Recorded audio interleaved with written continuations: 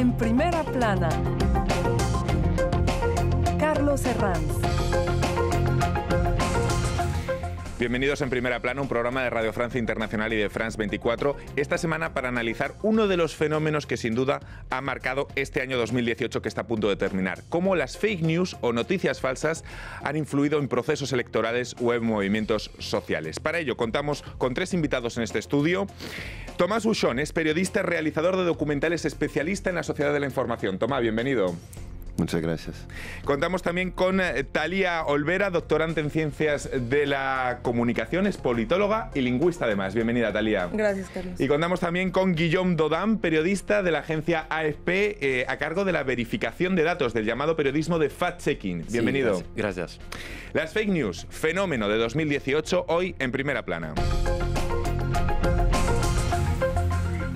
Pues sin duda, la difusión de noticias falsas ha influido en varios procesos electorales durante este año. Lo hemos visto en México, lo hemos visto en Brasil y lo hemos visto también en movimientos sociales, como en las últimas semanas el de los chalecos amarillos aquí en Francia. No es algo nuevo, es algo que ya comenzó hace aproximadamente 2 años con las elecciones que llevaron al poder en Estados Unidos a Donald Trump, y ahora varios líderes europeos quieren vacunarse contra las noticias falsas, quieren protegerse de cara a las próximas elecciones al Parlamento Europeo del mes de mayo. Vamos a repasar algunas portadas sobre este fenómeno de la prensa internacional. Portadas como la del Courrier International. Fake news. Usted no ha visto nada aún. Vídeos falseados, imágenes manipuladas. Cuando la tecnología acelera la desinformación. Habla esta publicación sobre las nuevas fórmulas que aún nos quedan por ver en el campo de las fake news, de lo que vamos a hablar hoy en este programa. Uno de los países que más se ha visto afectado por las fake news ha sido durante este año Brasil. Precisamente la revista Bella dedicó una de sus últimas portadas a este fenómeno bajo el titular Fraudes en las redes sociales. La Tribune de Bélgica, una portada, atención, de enero de 2018. Facebook contraataca tras ser acusado de propagar fake news. Mark Zuckerberg promete modificaciones en la red social para repararlo durante 2018. Bueno, vamos a pasar examen también a la red social Facebook a ver cuánto ha hecho por reparar aquello que prometía Mark Zuckerberg, en cualquier caso en enero de 2018. Toma, las noticias falsas han existido durante toda la vida. ¿Por qué ahora hablamos de fenómeno generalizado? ¿Por qué ahora en cada elección estamos ahí pendientes de este fenómeno? Bueno, sí es cierto que mentir en política siempre ha sido utilizado, ¿no? Que hasta los 5 siglos antes se utiliza teoría de complot, o lo que se podía decir fake news, en la época, diciendo que los judíos ponían la plaga en el agua para matar a la población europea. Así que hay que entender que algo muy simple cambió. El ámbito en el cual vamos a socializarnos. Todo esto ahora se hace en un mundo digital, en un mundo donde la red social tiene una potencia inmensa. Y es eso que cambió. Y eso es la verdadera posibilidad de explicación de la amplitud de este fenómeno. Sin Facebook no hay todo lo de que estamos hablando ahora. La celeridad en las redes sociales aumenta la difusión de la fake news, pero también me imagino que los desmentidos también llegan antes, ¿no? Es una cuestión de celeridad. Guillaume. Llegan un poquito más tarde. Cada persona tiene su voz en las redes sociales. Es algo muy chévere, pero al mismo tiempo tenemos mucho trabajo para verificar lo que cada persona dice, lo que cada persona comparte, y antes que veamos un mentira, algo falso, a veces demora unos días o unas semanas antes que lo veamos. Entonces necesitamos este tiempo para ver el mensaje falso y después necesitamos tiempo para verificarlo y escribir la respuesta. Entonces demora mucho tiempo. No solo hablamos de personas que transmiten noticias falsas, también de auténticos ejércitos. En unos segundos voy a preguntar a Thalia por el tema de la industria de las fake news, pero antes, con nuestra compañera Florencia Valdés, vamos a repasar los datos más importantes sobre las fake news. Los turcos, los mexicanos, los brasileños y los estadounidenses son los internautas más expuestos a las fake news, según un estudio reciente de la agencia Reuters. En la mayoría de los casos, las fake news, ya sean textos, videos, fotos o memes, toman una apariencia verosímil. Los autores pueden ser robots, militantes o armadas de personas pagadas para crear perfiles en redes sociales, escribir y esparcir desinformación en las redes sociales. La intervención rusa es a menudo denunciada, pero los actores son también locales. En la campaña electoral mexicana, redactores fueron pagados por agencias especializadas para escribir y difundir historias falsas. En Brasil, en donde el uso de WhatsApp es masivo, los memes cargados de falsedades tuvieron un peso definitivo en la elección de Jair Bolsonaro. Desbordados por el fenómeno, algunos países tratan de legislar como Francia y de obligar a las plataformas a responsabilizarse por lo que se difunde. En particular, Facebook estaba al corriente de la injerencia rusa durante la campaña electoral estadounidense del 2016. Para redimirse, ha lanzado un programa de verificación de datos en el que participan medios prestigiosos en todo el mundo. Y al mismo tiempo cambió su algoritmo, degradando los contenidos publicados por los medios tradicionales, mientras que privilegia lo que es compartido por grupos donde las fake news son más potentes. Bueno, ahora vamos a hablar en un ratito de Facebook y de las redes sociales, pero antes, Thalía, cuando hablamos de auténticos ejércitos, de esa industria que elabora fake news, ¿cómo son? ¿Dónde construyen? ¿Dónde elaboran estos ejércitos de personas las fake news? Pues bueno, hay una economía en las fake news, como la economía de los medios de comunicación, si no, probablemente no existirían.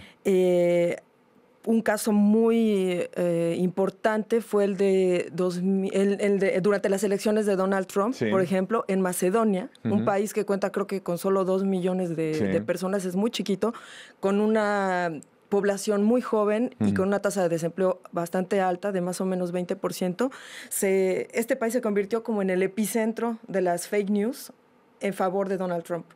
Porque, bueno, los jóvenes no tenían trabajo, hay gente que les propuso y les explicó cómo podían ganar dinero con esto, y hubo gente que se hizo de hasta $100,000 mensuales redactando noticias falsas. Y bueno, ni siquiera redactándolas, copiando noticias falsas de otros sitios y simplemente replicándolas en páginas de Facebook, en Twitter, etcétera. ¿Esto es como un trabajo? Es como un trabajo, es un trabajo. ¿Y hemos investigado lo suficiente quién está detrás, quién emplea a este tipo de gente? Se ha investigado. ¿Hay estados? Se habla siempre del Kremlin. Se habla del Kremlin, bueno, del Estado mexicano también.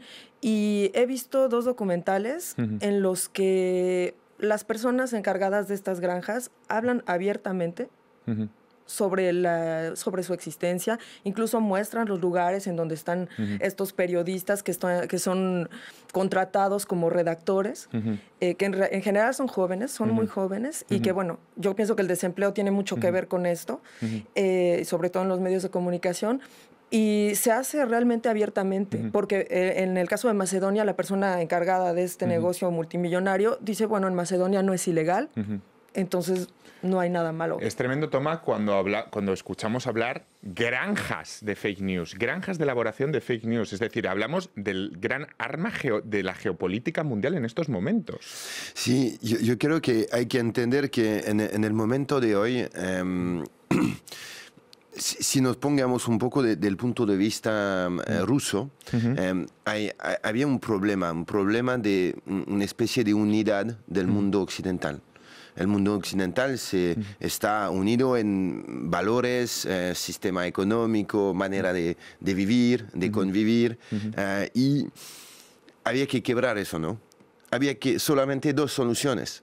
O que Rusia fuera el país más grande y más potente en el mundo para tener influencia sobre los otros, o atacar esta unidad de los países occidentales. Y si miramos lo que pasó desde los últimos 3 años, veamos a Donald Trump, que está con Estados Unidos frente y contra Europa. Veamos a Inglaterra, que con el Brexit está saliendo de Europa.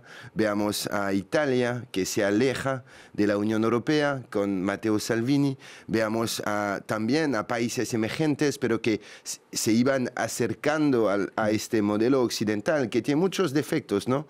Pero que también tiene calidades y sobre todo la posibilidad de vivir juntos, ¿no? De convivir. Veamos a Brasil, que fue también atacado por este sistema de fake news que... Nosotros lo veamos en nuestras pantallas, así como si llegara por milagro, ¿no? No hay milagro, hay estrategias. que no explican todo. Pero decir que no había rusos en los chalecos es una mentira. Decir que los rusos hicieron los chalecos es una mentira. La realidad es muy compleja y hay que mantener esa complejidad para entender el mundo en el cual estamos viviendo ahora. Pero hay que entender una cosa, que con esta dematerialización de la información, de la socialización, de la politización a través del Internet y de las redes sociales, muchas cosas cambiaron muy rápidamente y nuestra protección social para mantener estos sistemas, bueno, han un poco explosado en vuelo, ¿no? El problema es que también las falsas noticias vienen de la gente que comparten cosas sin verificar, sin saber lo que es. No es solamente gente que fabrican falsas noticias como para hacer daño a gente. Es solo personas que creen sus amigos, creen su familia, que comparten algo y entonces lo comparten ellos mismos y eso hace daño. Es por eso que a la AFP cada día hablamos y decimos a la gente tienen que ser responsables, que tienen que verificar antes de compartir algo. Pero sobre todo la difusión de estas fake news también va enlazada con la baja confianza que tiene el público sobre los medios tradicionales, que a su vez intentan, digamos, renovarse con secciones como la que ha abierto cada vez más medios de comunicación, como su propia agencia, Guillaume, para hacer fact-checking, ¿no? Sí, cierto. Es por eso que escribimos estos artículos que son, hablamos de transparencia, de pruebas, de datos oficiales, de fuentes citables, de cosas así, para explicar a la gente cómo trabajamos, para que ellos mismos hacen lo mismo trabajo que hacemos, para que vean que nuestro trabajo pueden confiarse en nuestro trabajo. Es algo que pensamos que eso puede cambiar un poquito las cosas. Encontramos que las reglas clásicas del buen periodismo al final es el mejor antídoto, ¿no?, contra las fake news. Sí, sí, cierto. Ay, perdón. Sí, no, podría ser una solución, sí, que dejamos los periodistas trabajar y hacer su trabajo y que por una razón que no entiendo, yo soy periodista desde hace 20 años. Nunca publiqué nada sin la verificación de mi superior. ¿Por qué cualquier persona hoy día puede publicar lo que quiere sin ninguna verificación? Eso me pasa por encima, ¿no? Vamos a despedir en este punto a los telespectadores de France 24. Nosotros continuamos hablando de fake news como fenómeno de 2018 aquí en Primera Plana.